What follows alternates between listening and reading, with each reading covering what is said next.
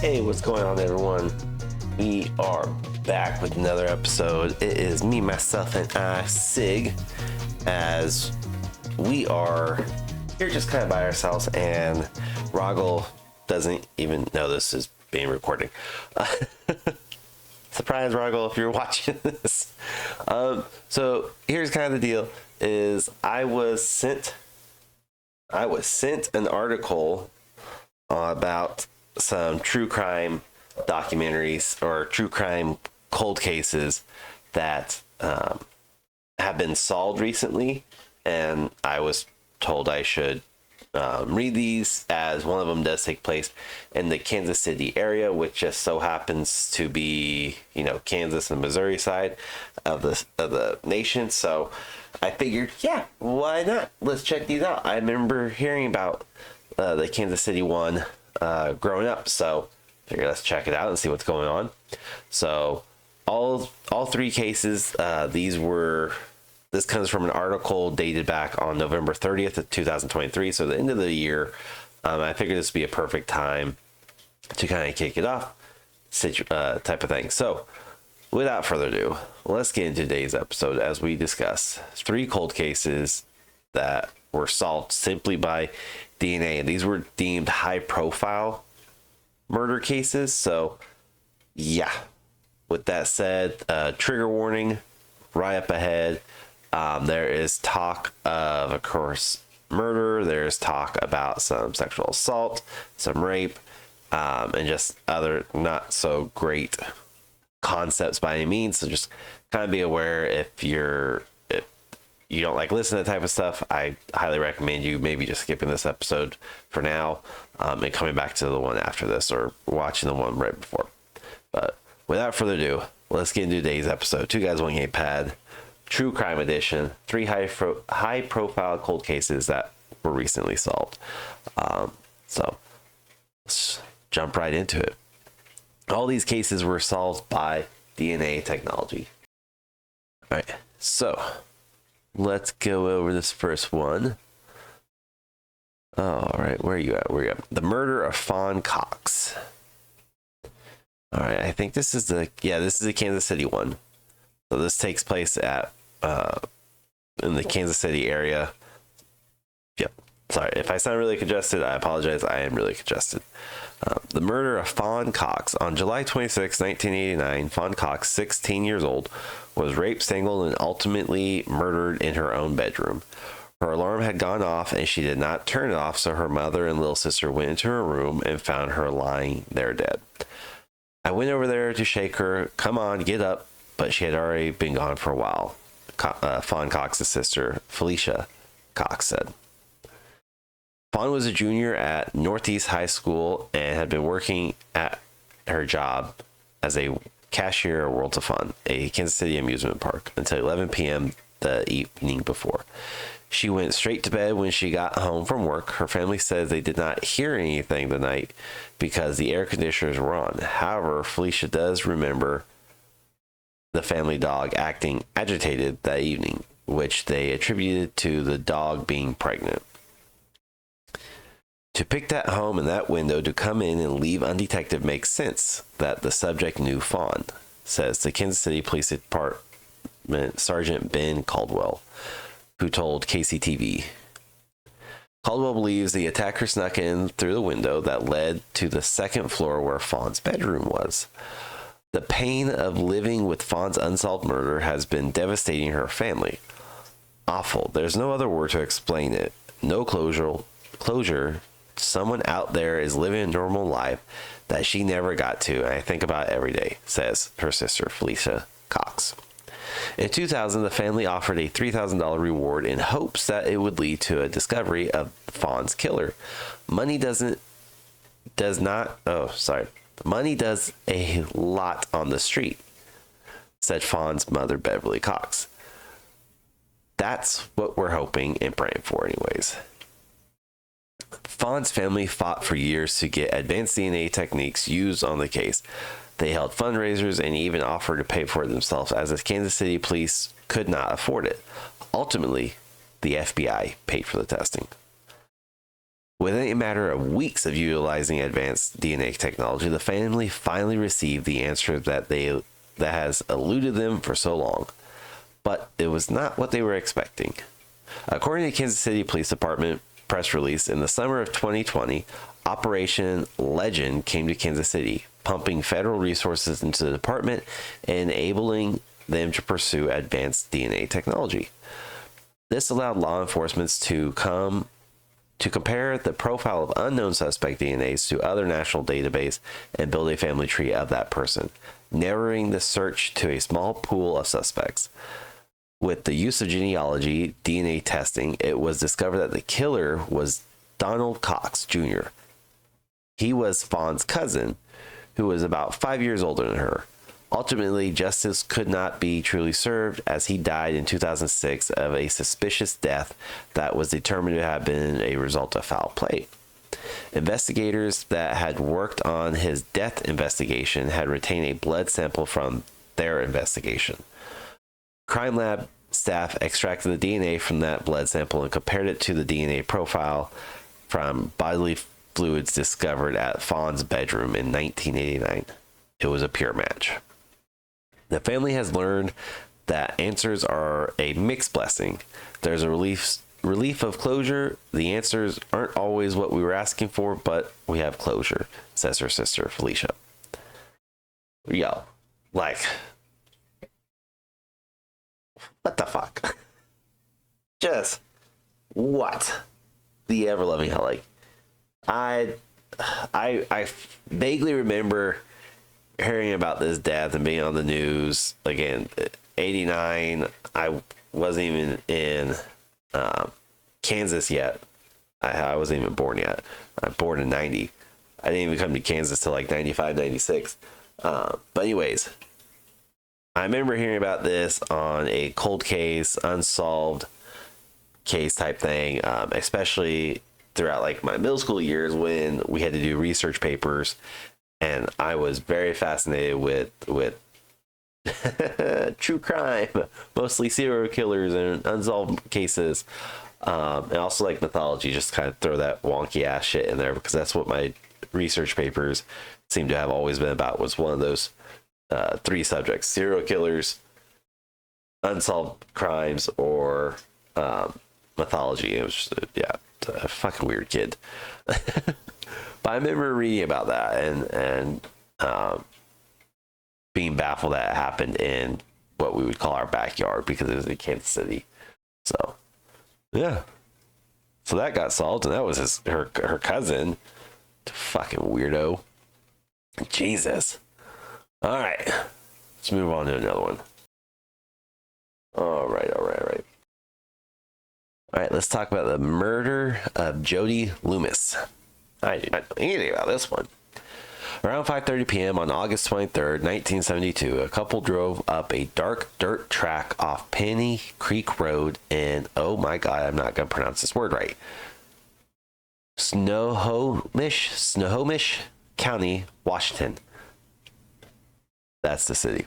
Snohomish County, Washington. Right. Back then, there were no developments or strip malls. It was all evergreens and farmland. The couple had planned to go target shooting, but a fallen tree blocked their path as they ventured up the dirt road. As they got out to move the tree, they were shocked to find a woman lying there, dying from a gunshot wound to the head. Jody Loomis, 20 years old, lay in the woods in her panties, high socks, and dark waffle stomper-style boots. She had been shot above her right ear with a .22 caliber pistol. According to the Herald Net, Jody was still alive but unable to speak to the couple, who raced her to Stevens Hospital, now Swedish Edmonds. She was pronounced dead, though, upon arrival. Usually, Jody's parents drove her to the horse stable and dropped her off. That fateful day was the first time she had decided to take her 10-speed bicycle and ride to the stables on her own.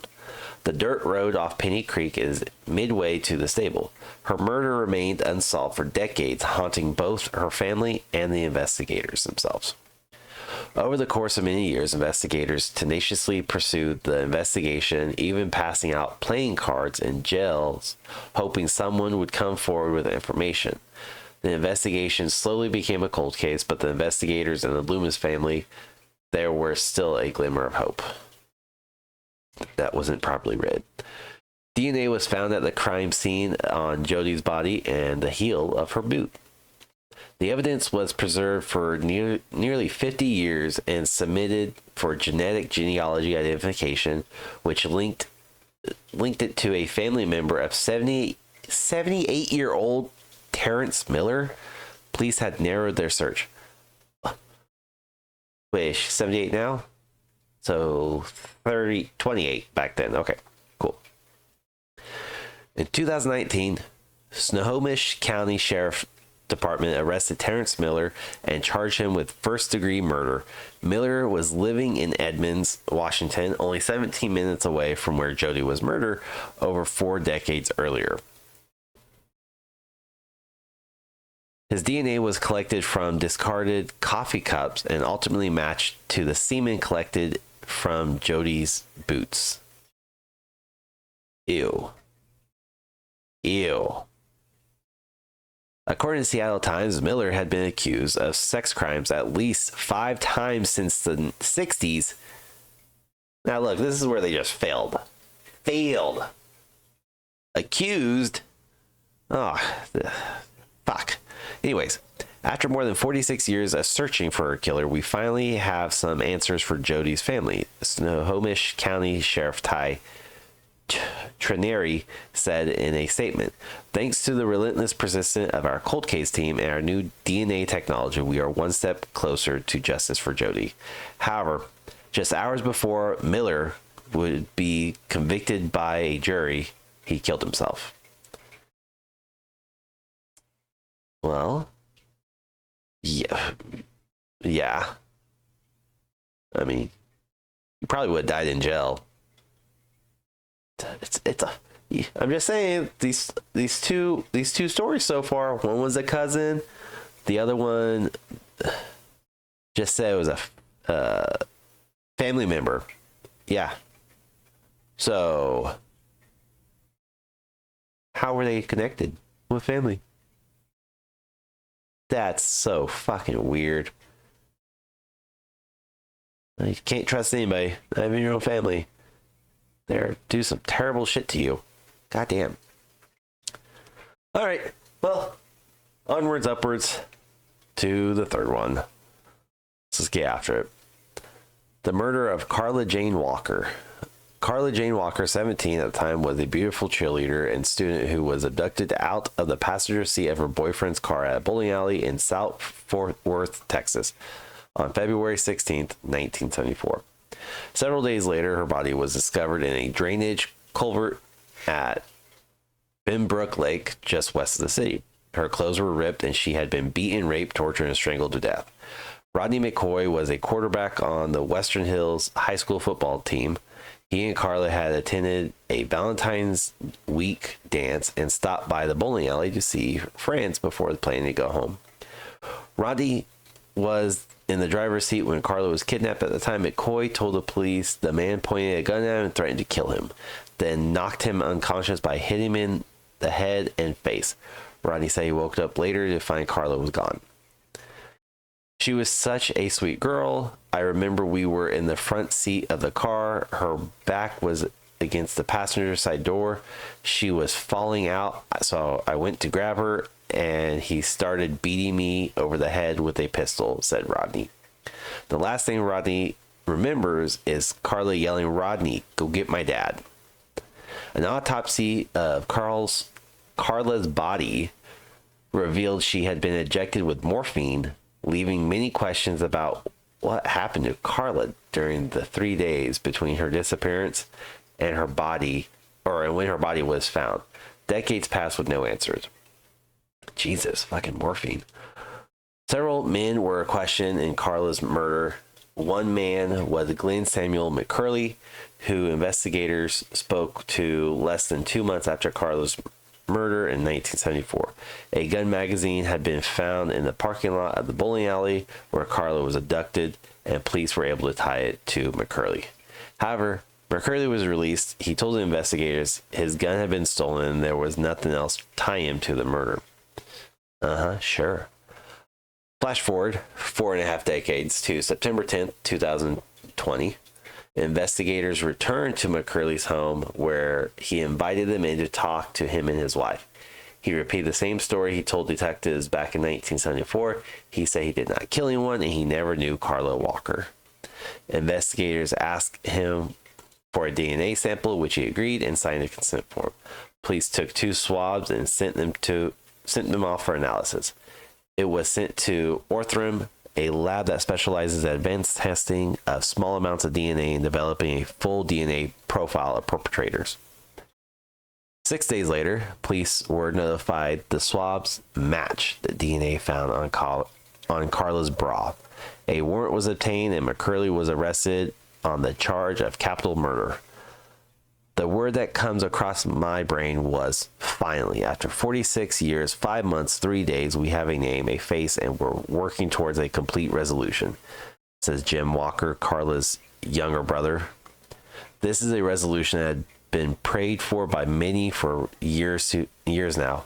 I feel like God just put the right 2 detectives on the case.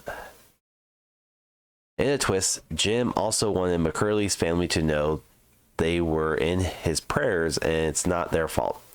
One man's full extension of sympathy for the brutal killer's family. Jim decided to become a Fort Worth police officer nearly 45 years ago after his older sister was found murdered. My mom suffered in an incredible silence. Back in 1970, you didn't have Dr. Phil showing up at your door or all this group support like we do now, said Jim.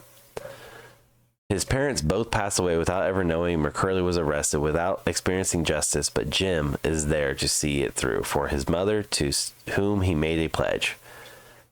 This should show you that law enforcement is coming for you. It's not if you get caught, but when, said Jim to Star Telegram. The case and many others have been solved by using advanced DNA techniques should also provide hopes for the families of murder victims. Justice right around the corner. So, it seems like thanks to this advanced DNA technique, we're finally able to solve a lot of cold cases that, for the most part, kind of seems to have taken place 60s, 70s, 80s, even early 90s even. So I think people often forget that DNA testing and fingerprint testing, all that has not been around all that long. Like that's all fairly recent. Like let's just, I forget that, I want to say it's all within the last 20 years, 25 years, I guess now, since 2024. Yeah. So when was fingerprinting used? All right. So 19. Well, they've been using it since fingerprint has been used since 1905, 1924. But when was it allowed? So I remember reading something several years ago. Give me one sec. Let me see. All right. So fingerprinting was accepted, or has been accepted as evidence in court since 1911. So a little over 100 years. But it was deemed the most reliable sense of evidence for a very long time. And that was just because, it was kind of all you had. Let's see about DNA. All right. And DNA was first accepted as evidence back in 1986, but did not become a powerful tool till mid-90s, such as saliva, skin, blood, hair, or semen. This was tested or contested, a lot since its acceptance into the court system, I guess would be the best way to put it, as just simply because if you knew each other, like these fucked up cousins, and family members knew each other, there was a likelihood they would be there. The only thing kind of, not the only thing, that sounds bad. The big thing that kind of gave it in was the fact that they were sexually assaulted. So you kind of hard to say, well, I hang out there a lot. No, listen. No, that's wrong. Jeez. Wow. What about advanced DNA? Look at that. I'm learning something new every time. Advanced DNA really is just bringing in the genealogy side of the house. So within the last decade and a half. So basically DNA is still, I'm going to say young just to make myself feel better, but still young. It's still a fairly new thing because it's not even 40 years old yet. And it still gets contested quite regularly, especially fingerprints as well, just due to the nature of, again, if the killer or the suspect knew the victim, and they had a good relationship type situation, then it was often challenged and still is. But advanced DNA testing has become an amazing method of which they use to close out cold cases.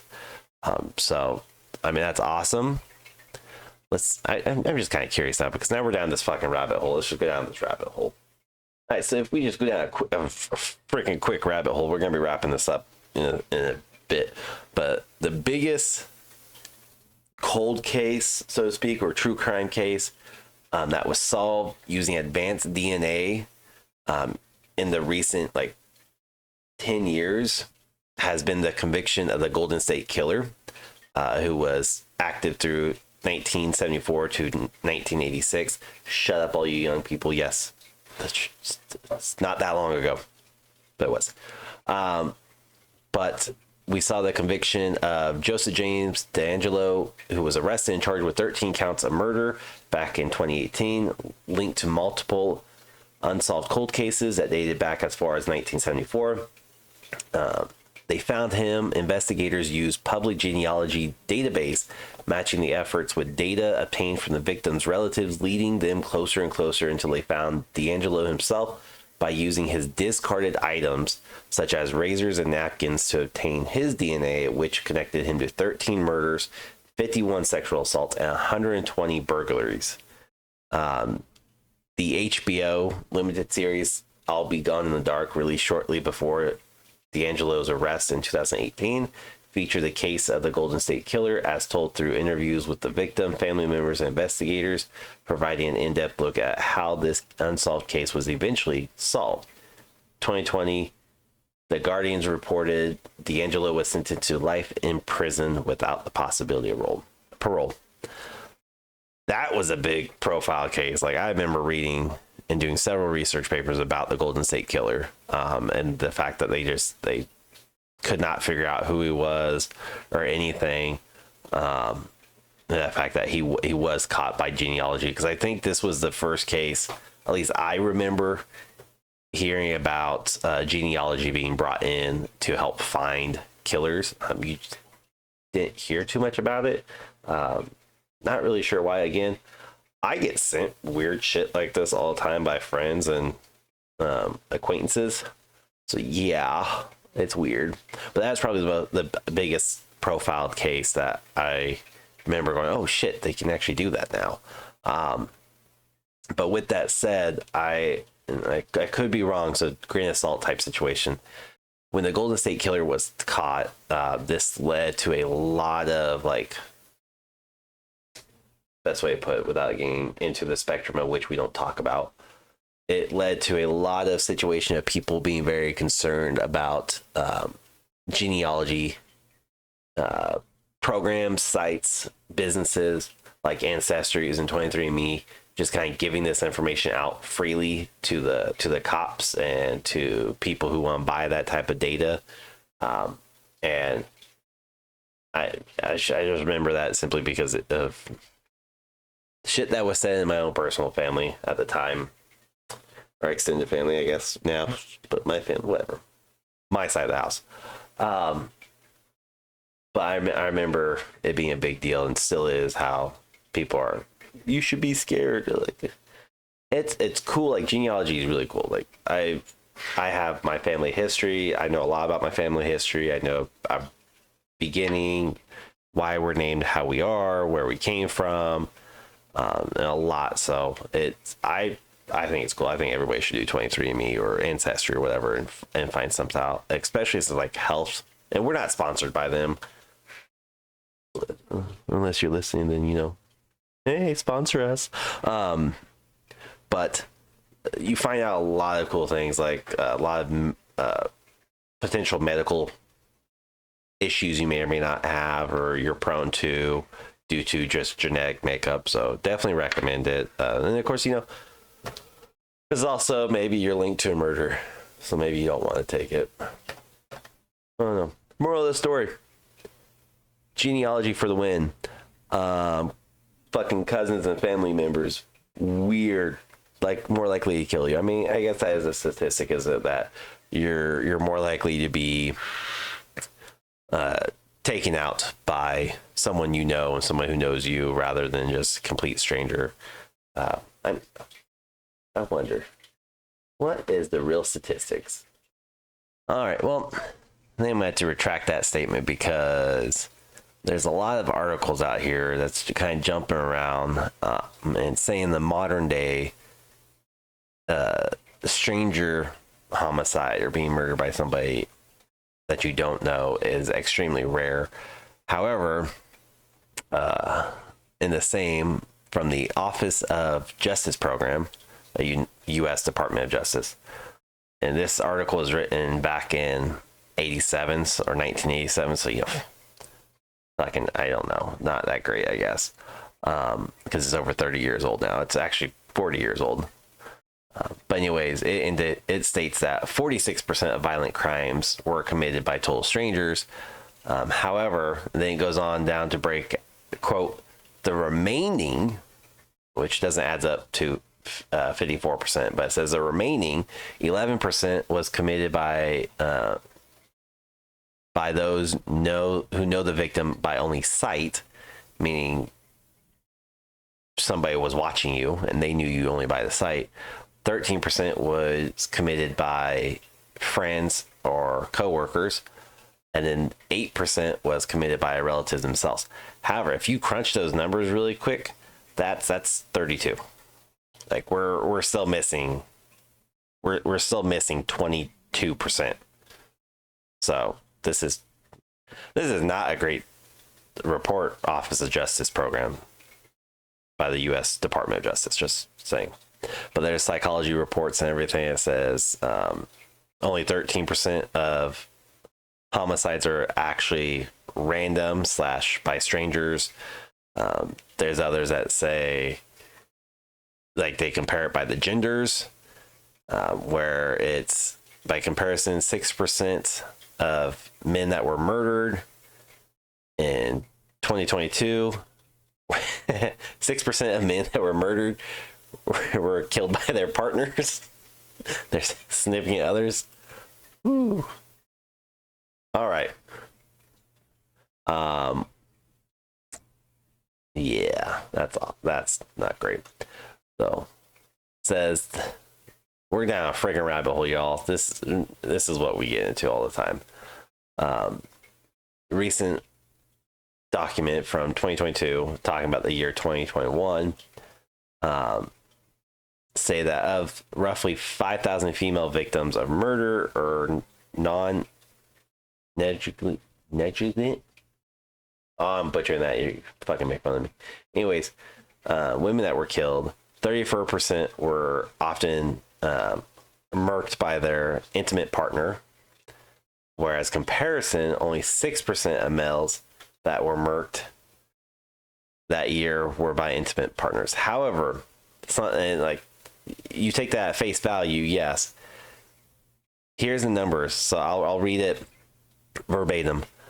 Of the estimated 4,970 female victims that were murdered or negligent manslaughter back in 2021, 4,970 females. Remember that number, 4,970. Law enforcement agencies reported that 34% were killed by an intimate partner. So that's very crucial to know, because you hear these numbers and you quickly go, well, that's so high. It is. I mean, the numbers don't lie, but that is high. So 1 second. So 34% of 4,970, the estimated 4,970, it's a decimal, so we're going to round up, is 1,690 women were murdered by their intimate partners. I say that's important to know because if you read articles like this and you take it at just face value with the numbers and you don't actually like break down the math at all, you start like going, oh, hold on, that's astronomically high. All right, it's still high. Like, don't belittle that by any means. That's a lot of people being murked by their partners. But then they say, in comparison, roughly 6% of the 17,970 males that were murdered that same year were murked by their intimate partners. So, again, while the percentage is significantly lower, if you compare the number of victims, it's triple. It's triple. So triple the amount of men died that year compared to women. So yes, that's still a lot of women. Like, I'm not fucking downplaying that. I just like want to put it in perspective is all. Because this often gets overlooked and not thoroughly discussed by any means. They just say, oh, 6%, 34%. Well, hold on. Backtrack a bit. 3 times the amount of men were murdered than women. Still terrible. Like, I'm not fucking downplaying that at all. But 6% of 17,970 is still 1,078 men were murdered, which is still roughly, 600 less than the women. But which makes sense because like men are more prone to lashing out with aggression. So not even gonna downplay that by any means. That's just facts, and like you can't dispute that. Sorry.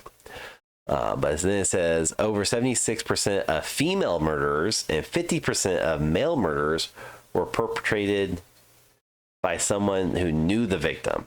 About 16% of female murder victims were killed by a non-intimate family member, parent, grandparent, sibling, in-law, or other family member, compared to 10% of the male murder victims. So that makes sense. Yeah, that tracks. Because again, fucking weirds.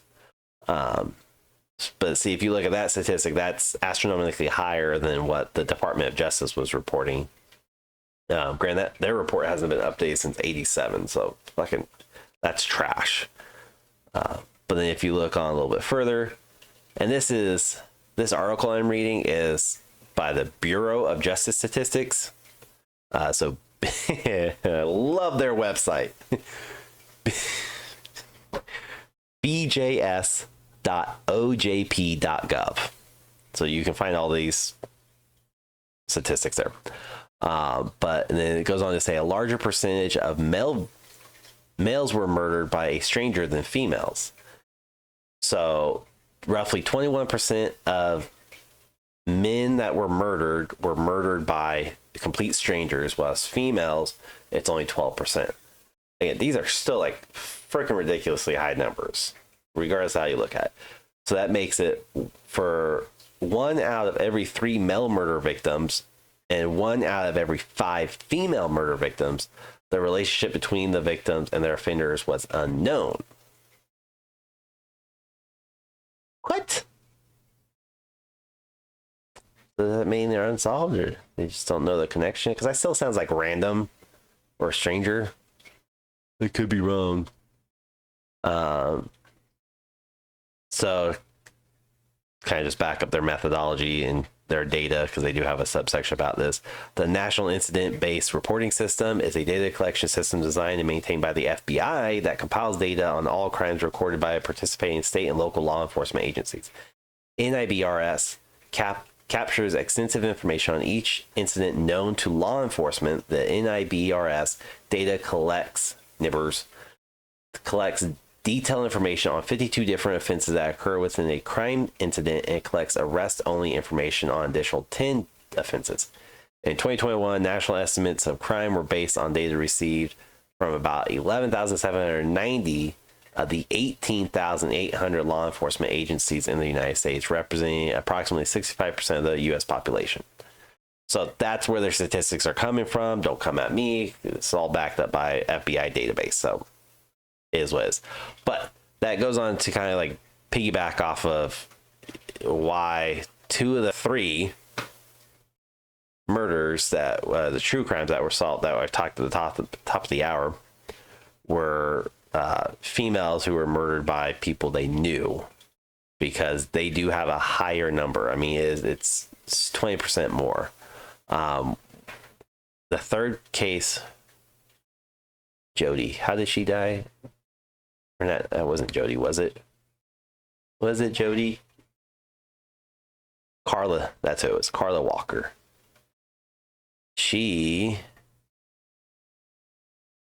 Samuel McCurry is just some dude.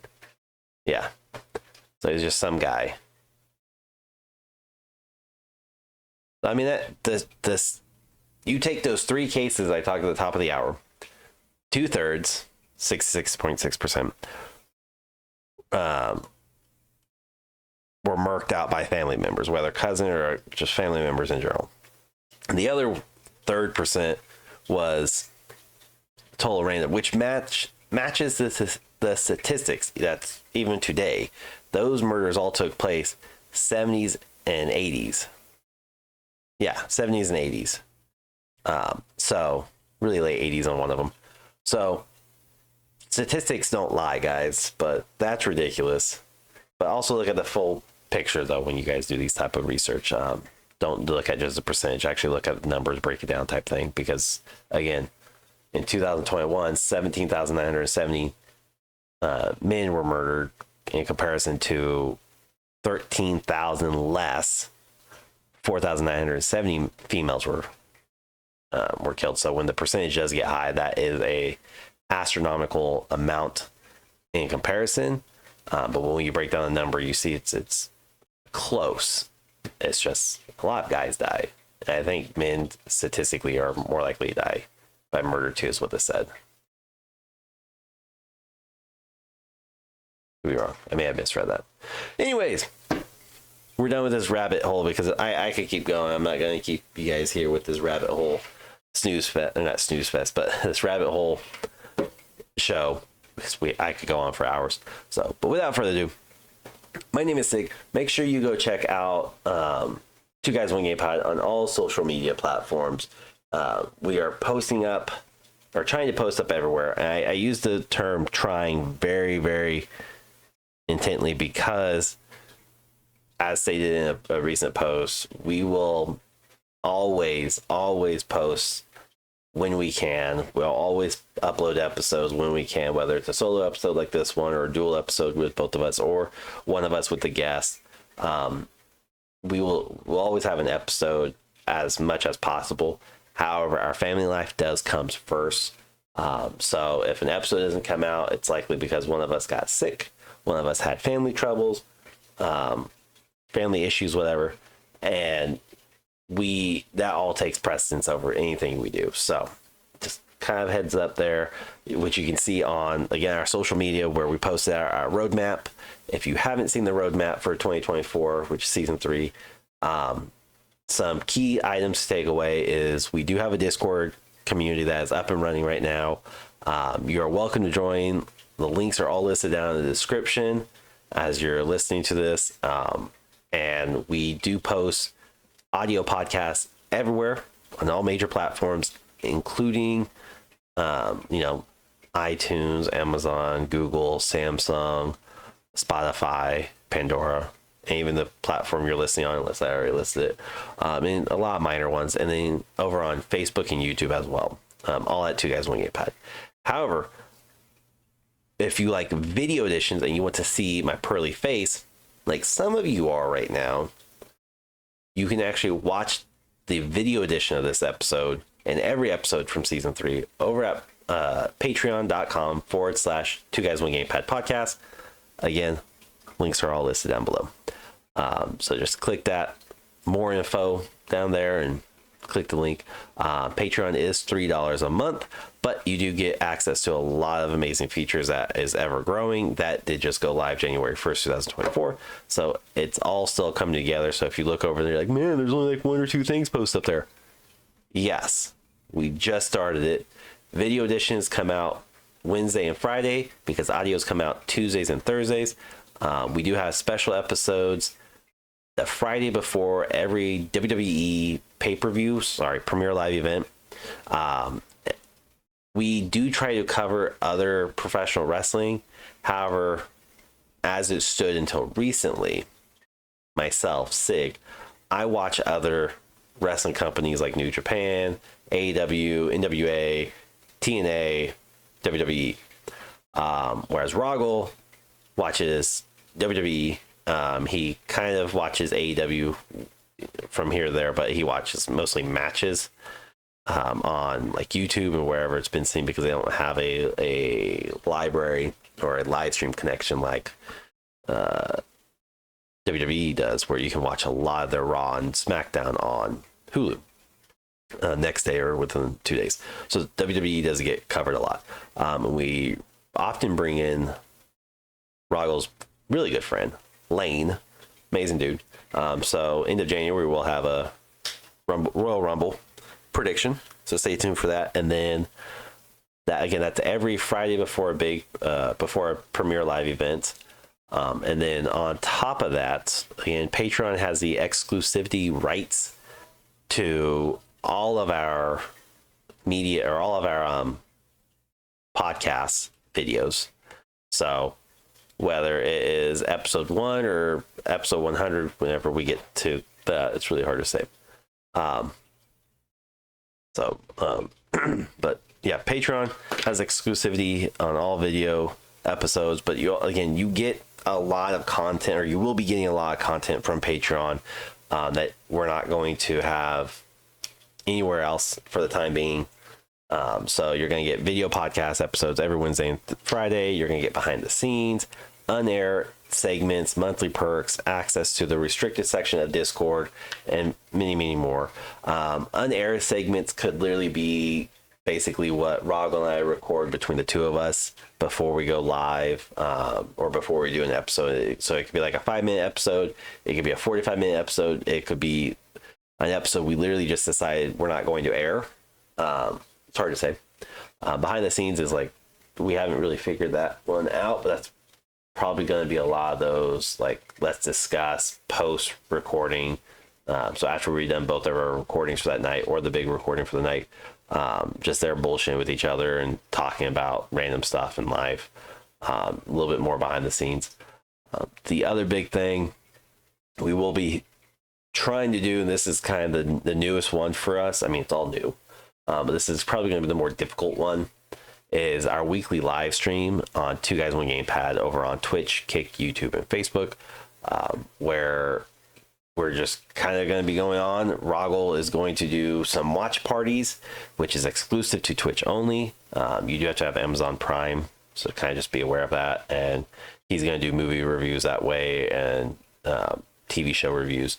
And then you're going to have on all 4 platforms, as long as the game studio and developers allow it, because I have a lot of beta codes for video games. Not all of them authorize streaming for the protection of their game, whether it's in final stage of beta or it just got into beta. They're very strict about that type of stuff. So yeah, if I can beta test publicly, I will. Also going to be, this is again the live stream, you're likely to see myself, Sig, you're likely to see me a lot on there, and this is simply, I stay at home, I work from home. Rahgel has a big adult job. He goes and leaves the house. So you're likely to see me a lot. Apologies. If you want Rahgel, you just gotta make it known and he'll make time for it. I promise.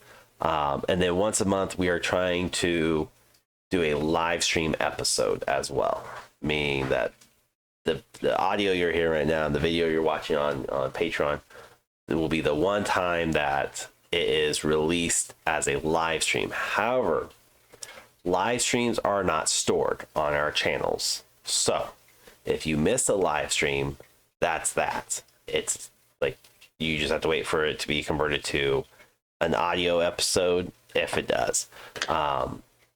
I don't think we're going to make it an episode. It's hard to say. We haven't finally fully solidified that. It's going to be case by case situation. So if you see a live stream, tune in. Best way, like and follow and subscribe. Hit the appropriate button on the platforms where you stay up to date with it. I'm rambling on at this point.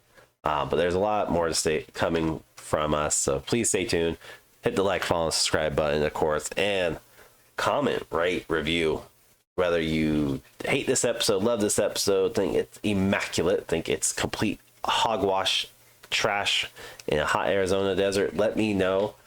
We read all of them. We do appreciate it. So without further ado, thank you for tuning into this episode 2 Guys 1 Gamepad. I hope you enjoyed. And as always, take care, and we'll see you on the next episode. Till then, everyone. Hey, signing out. I don't know what to say. Bye.